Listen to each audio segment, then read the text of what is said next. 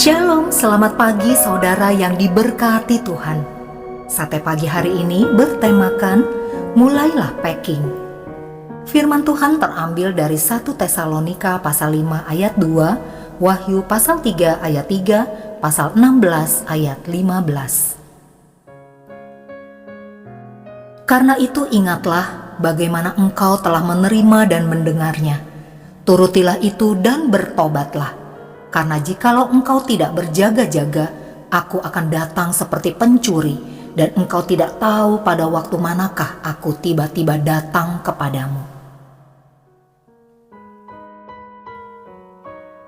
Saudara, ketika kita hendak melakukan perjalanan jauh untuk tinggal dalam waktu yang lama, baik itu di luar kota maupun di luar negeri, pasti ada satu hal yang akan kita lakukan. Adapun hal tersebut adalah kegiatan mengepak barang atau yang lebih sering kita sebut sebagai packing. Kegiatan packing ini sangatlah penting karena kita memerlukan barang-barang yang berupa pakaian, keperluan mandi, atau obat-obatan pribadi untuk digunakan saat kita sampai di tempat tujuan. Selanjutnya kita akan memasukkan semua barang itu ke dalam travel bag atau koper kita.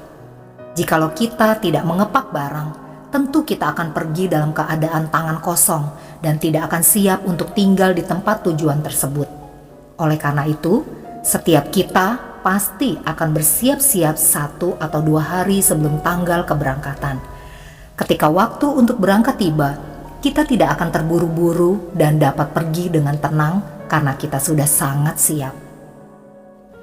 Jikalau kita harus bersiap-siap dengan melakukan packing sebelum pergi untuk tinggal di luar kota atau luar negeri, apakah kita berada dalam keadaan siap ketika kita harus pergi meninggalkan dunia ini? Kita tidak akan pernah mengetahui batas umur sendiri.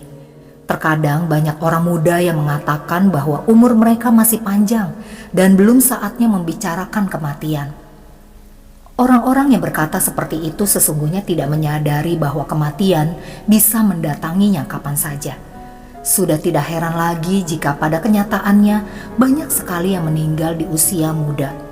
Penyebabnya bisa bermacam-macam, entah karena penyakit, kecelakaan, bunuh diri, atau dibunuh oleh orang lain.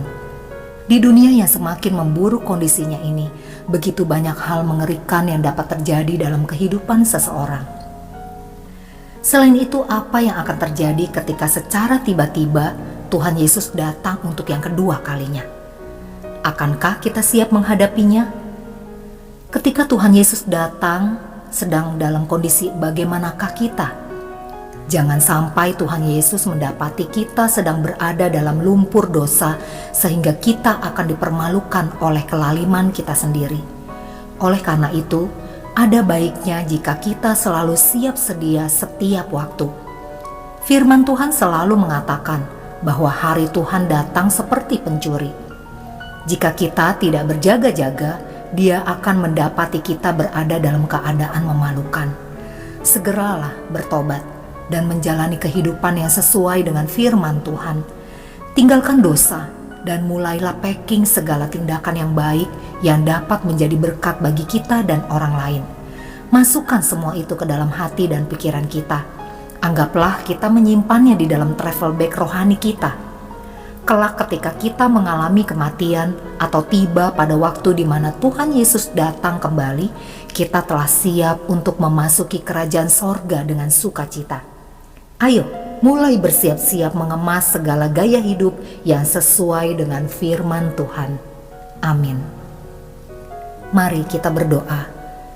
Bapa Sorgawi, aku berdoa agar aku berada dalam kondisi yang siap sedia ketika tiba saat kematianku atau ketika tiba waktu kedatanganmu. Di dalam nama Tuhan Yesus, aku berdoa. Amin.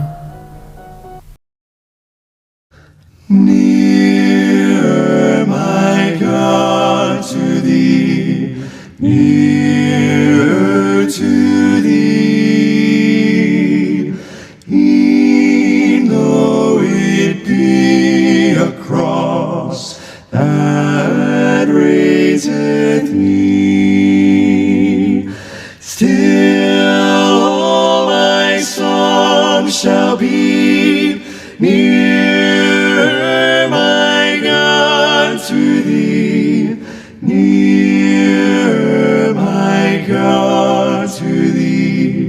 nearer to thee. Though like a wanderer, the sun gone down, darkness be over me, my rest a storm. Yet in my dreams I peep nearer, my God, to thee, nearer, my God, to thee, nearer to thee. Or if on joyful wing, cleaving the sky, sun, moon, and stars forgot, upward I fly, still all my song shall be nearer, my God, to thee, nearer, my God, to thee, nearer.